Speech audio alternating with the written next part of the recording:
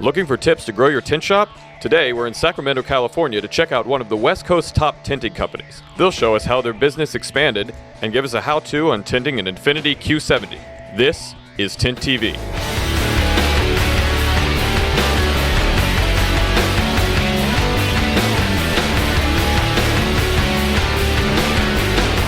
Hi, I'm Casey Flores of Window Film Magazine, and welcome to our first episode of TintTV. Today, we're in Elk Grove, California, to check out Genesis Window Tinting. The company's been in business for more than 11 years, and its owner, Sid, has a lot to say about what it takes to run a successful tint business.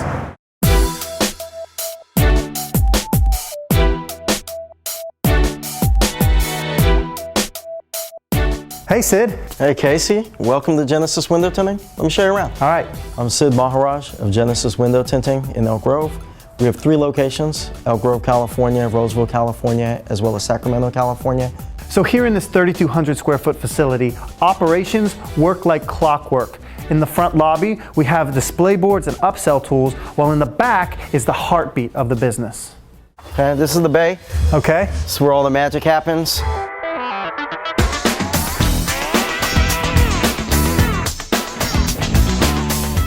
We do window tinting as well as clear bra. We do full vinyl wraps, decals, stripes, you name it. Any applied adhesives we'll do. We only have so much room in the bay, so we want to utilize it as much as possible. We never want to sacrifice quality. So I've seen window tint shops with bays this size that are kicking out 20 cars a day. Sure. They're probably doing it at a fraction of the price, and they're looking at volume. With here, we want to catch that fine line, you know, be able to price fairly, but then also do a good amount of volume, because I want to keep my guys busy as well too. Sure. Yeah. One of the other things that we do, you'll notice, is that the film boards, you know, we have film boards mounted to the walls. We have the rolling film boards. So if we need to be able to, you know, move around the cars, you know, these are rolling and they pivot. We have drip buckets here so people can keep their hands clean before they touch the film on the film boards. So one of the things that sets Genesis apart is its commitment to quality. Before every car leaves, from contamination to paperwork, not a single aspect goes unchecked. Before we leave, everybody is reminded of what they have to do. That's what Neil is doing right now. He's taking out any last pieces of contamination. When the car goes back to the dealership, it's always going to go back in a better condition than when it came here originally. Yeah. So mistakes happen, but the reason why we've done this is that over the course of time, we found that when there's a visual reminder of what you have to do every time, people tend to do it, and it becomes a routine. So what do you have over here?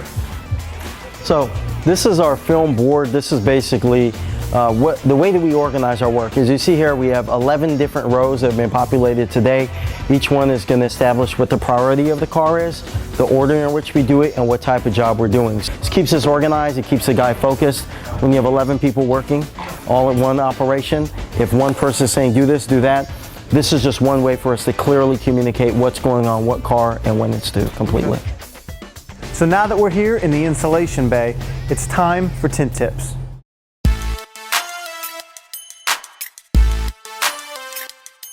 Hey guys, Chris Bunn here from Window Film Magazine, bringing you tint tips. In each episode, we're going to show you an installation and give you some tips to take back and apply to your own shops. Hi, my name's Nick. I'm the lead installer here at Genesis Window Tinting, and we're about to tint a Infiniti Q70.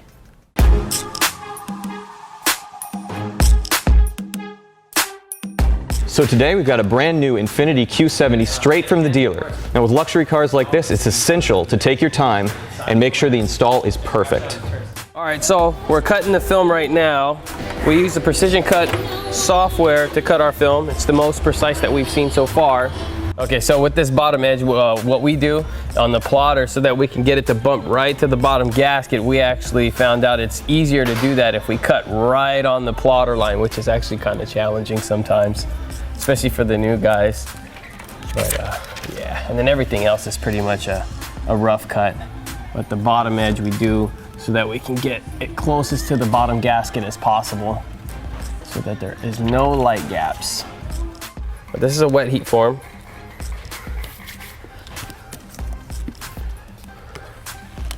Pretty much just spray the water to get it on there and mold the window with heat. Tack that down. I like to do a double heat form. normally what happens is most people will just slap it on, line it up at one side, heat form whatever on there, and then slap it back on the glass. Well, what I do is I respray, I slide it over, and then I pack down the next side and pull the rest of the film that's in there, and normally you'll get one more finger, and that alone can make it to where you don't get any of those fingers later.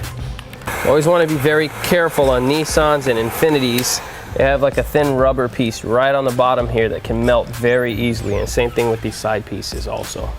Next, I'm going to trim the top edge.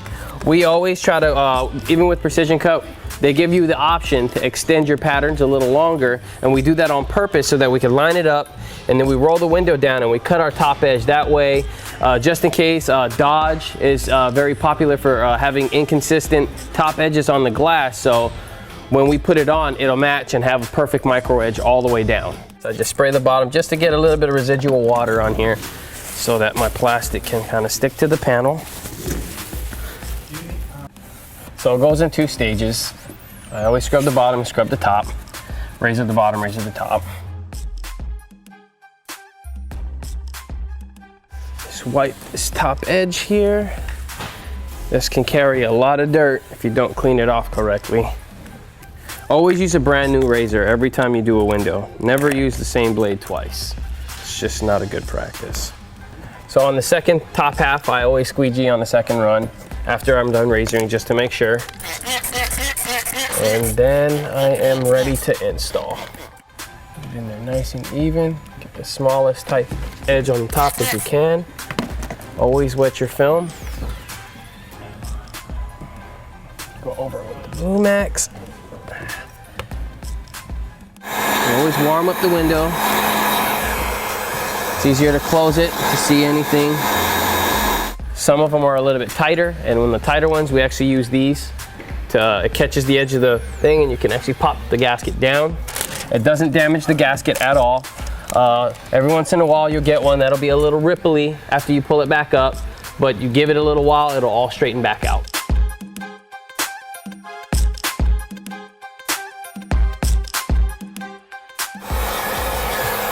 When you use a heat gun on the inside, be very, very careful. Keep your gun far away enough to where you're not gonna singe the leather. If you don't trust yourself, always warm up the glass from the outside. I personally like to go from the inside because it's faster and it works better.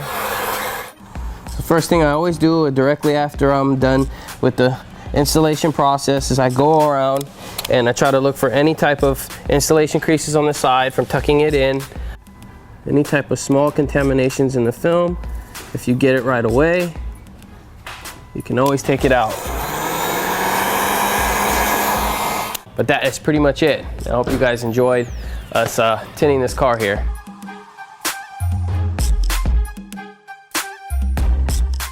Now that's a nice looking car.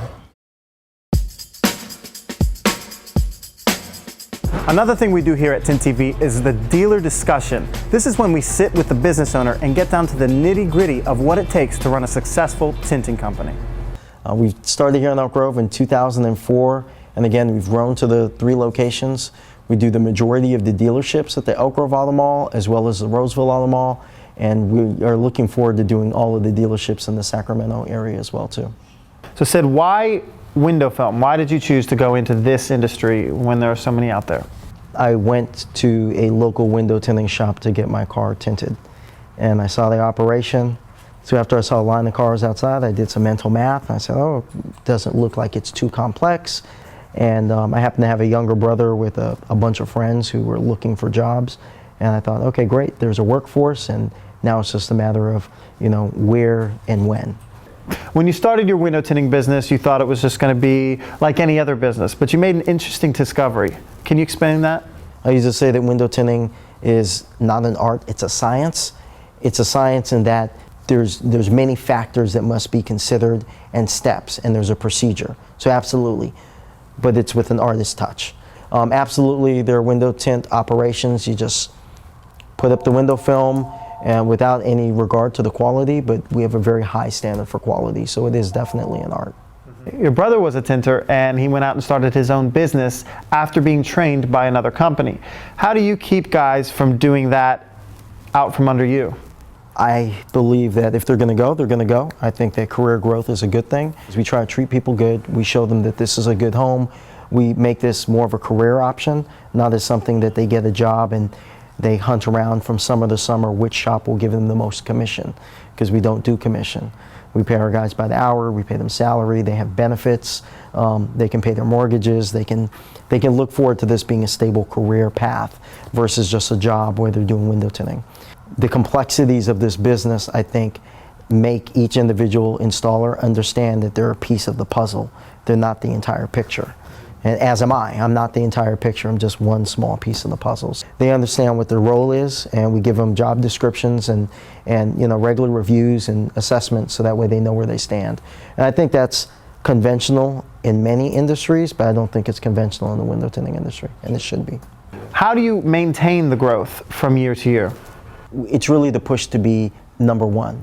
You know, if you're not first, you're last, right? So how do you stay number one is always trying to innovate and see different ways that you can, expand, become more efficient, get into emerging markets. For instance, like paint protection. I told you that there are different plateaus we hit.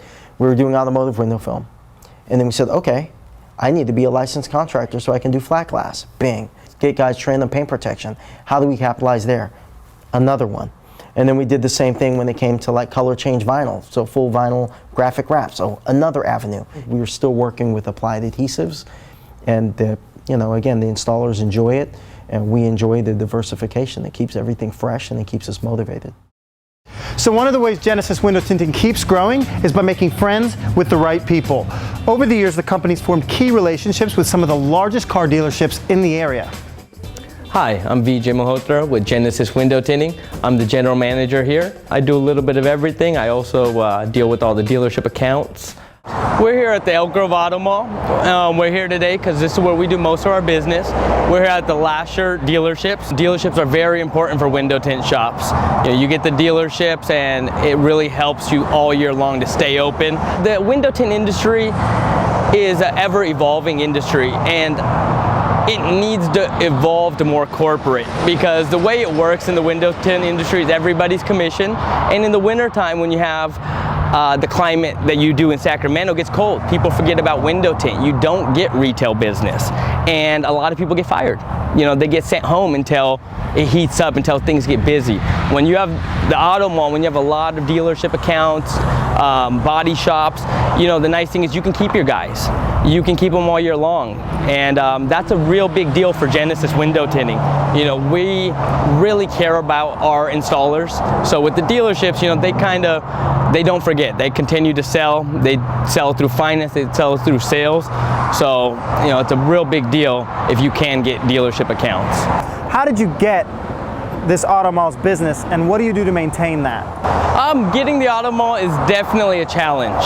We weren't the first tint shop here, so it was very difficult getting in. But basically what happens is a lot of window tinters don't follow up, they're not reliable, and they don't have too much of a business sense, and I hate to say that.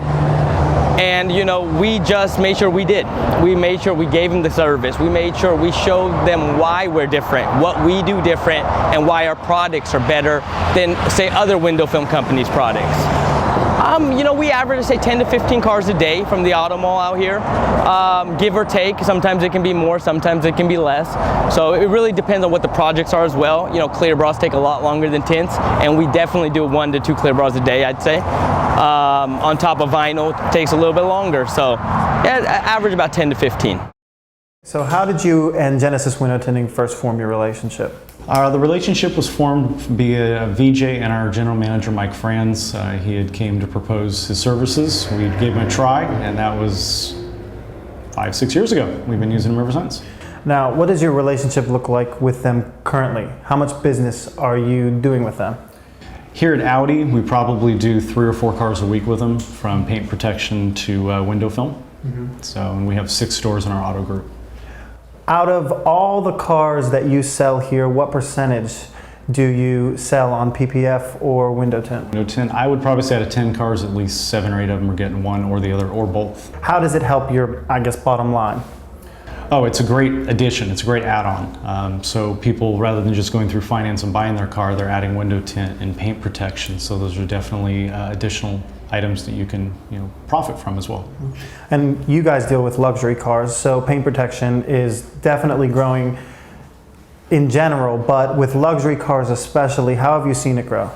With the luxury cars, a lot of the people really like their high-end Audis. They like to keep them looking as new as possible through their ownership, and then they're finding paint protection is a great way to do it. All right, Sid, thank you so much. It was a pleasure joining you for the first episode of TintTV. You guys have a great operation here, and we were really impressed. Hey, I'm flattered that you guys picked this for the first episode. You have a nice flight. Thank you so much. And take care, man. All right, man. Thanks. See you later. So, Chris, Genesis window tinting, what are your thoughts?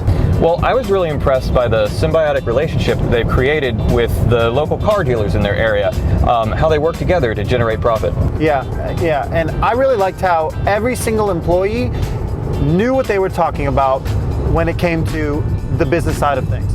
They knew about the product, they knew about operations, and that was really great to see. Yeah, and it was interesting too how they had several people working on the same tint job at the same time. That's not something you see every day. Yeah. Well, you get the sense that they are really a team there. And any one of these guys, it seemed like they could go out and start their own tint shops, but they don't, because there's that sense of team there. That's it for this episode of TintTV. I'm Casey Flores. And I'm Chris Bunn. We'll see you next time.